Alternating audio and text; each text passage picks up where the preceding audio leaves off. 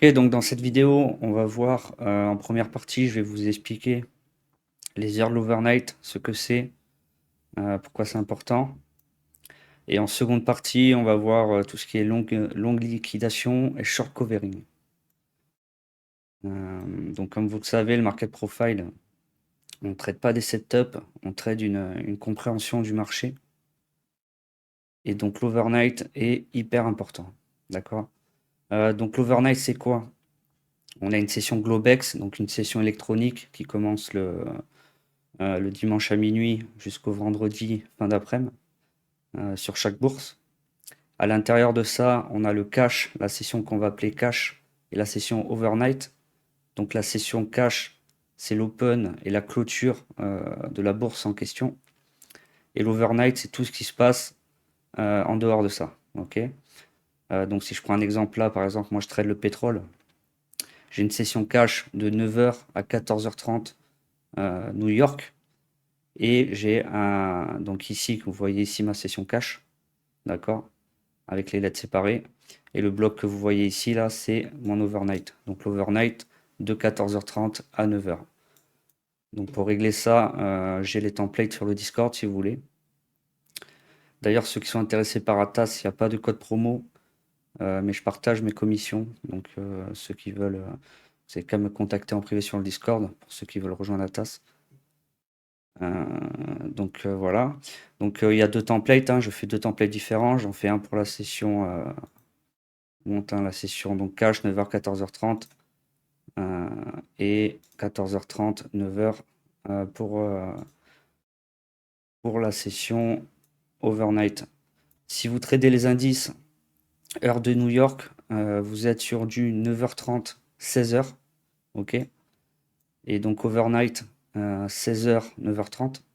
Et si vous tradez le DAX, heure de Londres, attention, il y a une heure de décalage avec Paris, 9h, 17h30. Et donc 17h30, 9h, la session overnight. Et donc voilà, c'est tout pour cette première partie. On se retrouve de suite pour la seconde partie. Présentation rapide du Discord OFA. Donc le Discord OFA, quatre choses, c'est quoi? C'est un Discord de compétition de trading où deux teams s'affrontent. Donc d'un côté, on a la team Le Cercle, orienté indicateur classique. Et de l'autre côté, on a ma team, la team OFA, orientée indicateur order flow, market profile. Donc des compétitions ont lieu chaque mois, il y a des gains en cash pour les meilleurs traders, des bonus pour les meilleures teams. On se retrouve aussi autour de tournois de poker, de soirées événements, où sont aussi distribués des gains en cash. Deuxième chose, on a des live trading toutes les semaines. Donc sur l'Open US, on se retrouve, je partage mon écran. On fait des lives communautaires ensemble. Troisième chose, les formations de trading. Donc j'ai récupéré les meilleures formations de trading anglophones et je vous les refais en français. Donc c'est pas des formations de Dubaï, c'est pas des formations de TikTok. Ce sont des vraies formations avec des mecs qui ont de l'expérience dans le domaine. Et dernière chose, la plus importante, ambiance, valeur. Donc voilà, il faut avoir du respect, être éduqué. La moyenne d'âge du Discord est assez élevée. C'est un Discord fermé, donc il faudra avoir un appel avec moi avant pour pouvoir rentrer sur le Discord. Je suis obligé de faire ça pour maintenir l'ambiance au sein du Discord. Donc vous trouverez en description de la vidéo le lien du Discord. Une fois sur le Discord, vous aurez une vidéo de présentation obligatoire à regarder jusqu'au bout avant de prendre rendez-vous avec moi sur le calendrier. Et donc voilà, c'est tout. Je vous laisse continuer la vidéo. Donc pourquoi l'overnight est ultra important? Parce qu'on a des positions qui se ferment à la fin de l'overnight. C'est aussi très important de savoir si l'overnight a été long, short, justement pour comprendre ces fermetures de position à l'open du cash. D'accord? Donc ce qu'on va appeler un short covering, c'est un overnight short et un début de session qui part à la hausse. Donc une fermeture des positions de la nuit. Pourquoi? Parce que le principe, quand vous êtes vendeur, vous êtes automatiquement acheteur à votre sortie et inversement. Ok. une position une position vendeuse, quand vous êtes en position et que vous allez couper votre position, ça sera une position acheteuse qui va rentrer sur le marché, d'accord? Donc quand on voit des mouvements sur le marché, c'est pas que des mecs qui rentrent, c'est des mecs qui sortent aussi.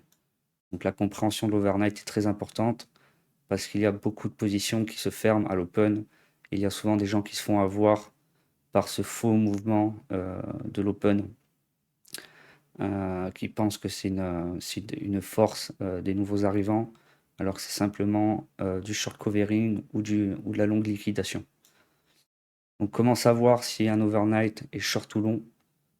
Regardez l'open ici, donc on a l'open ici, vous voyez en marron, et le close. Donc là on a clairement un overnight short, ok. Donc la première chose, c'est voir la différence entre l'open et le close de l'overnight. Et la deuxième chose, c'est de regarder le volume au-dessus de l'open et en dessous. Donc là, on est clairement sur du short. Donc on a un overnight très short. Ok. Car on n'a aucun volume au-dessus, on a tout en dessous et on a une clôture tout en bas. D'accord. Et donc on sait maintenant à l'open, on peut avoir donc souvent un mouvement à la hausse qui va être du short covering. Ici, on voit qu'on a pas mal de volume à la hausse. Donc, on est peut-être sur certainement sur du short covering. Vous voyez tout le volume ici. Et qu'est-ce que je vais dire? Et inversement, une longue liquidation. On va essayer de trouver ça. Ici, on a un overnight. On va regarder quelques-uns pour que vous compreniez bien. L'open, il est où? Je ne le vois pas. C'est super. Il est là-haut. Ok. Bon, bah, overnight encore short ici, d'accord. Clairement short covering ici. Qui a mis un peu de temps à partir. Et on a la clôture là. On a l'open là. Le volume est bien plus conséquent dessous de l'open. Ici, pareil, overnight short, d'accord. Alors, toutes les nuances de l'overnight, aujourd'hui, on parle que de short covering et longue liquidation. Il y a énormément de nuances et de choses à trader par rapport à votre session cash du jour sur l'overnight. On verra ça dans la prochaine vidéo. Ici, open close, ok, là on a un overnight long par exemple, d'accord.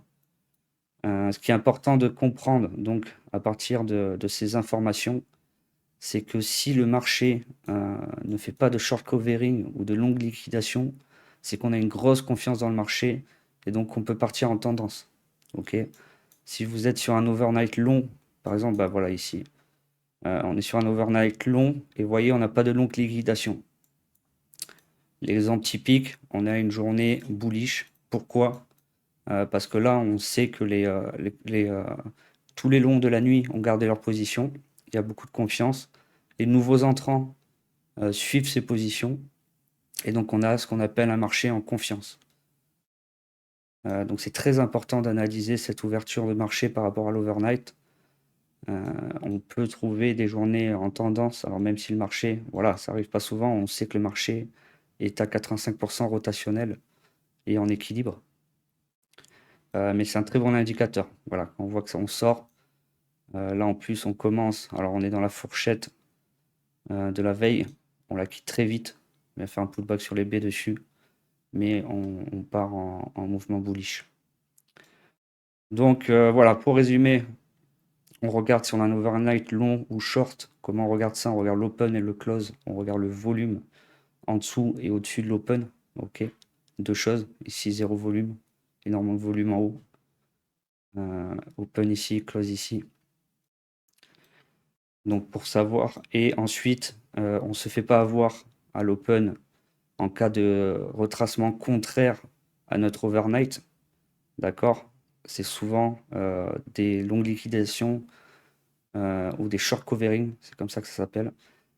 Et il y en a beaucoup qui se font avoir. Il faut être patient parce que ça ne veut pas dire que les nouveaux entrants du marché ils vont pas continuer la tendance qu'il y a eu la nuit. Ok, on n'est pas en train de changer de tendance.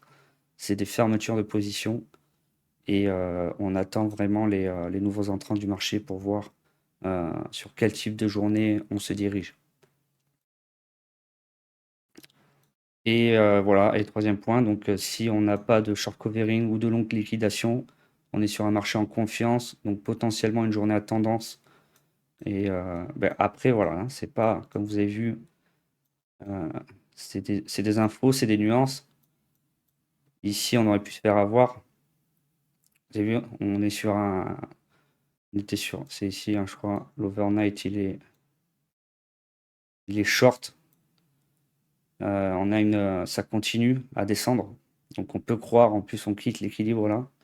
On peut penser à un marché en confiance et qui va partir plus bas. Mais si on attend un peu, on voit qu'on crée une single print sous l'overnight. On revient dedans. Donc on commence à récupérer des longs. Donc voilà, c'est des nuances. Le trading, c'est question de probabilité. Donc il faut un maximum de nuances dans son bagage à analyser. Donc aujourd'hui, je vous ai parlé des longues liquidations et des short covering. Et dans la prochaine vidéo, on verra comment trader par rapport à l'overnight. Voilà, c'est tout pour cette vidéo. J'espère qu'elle vous a plu. N'oubliez pas la prochaine vidéo.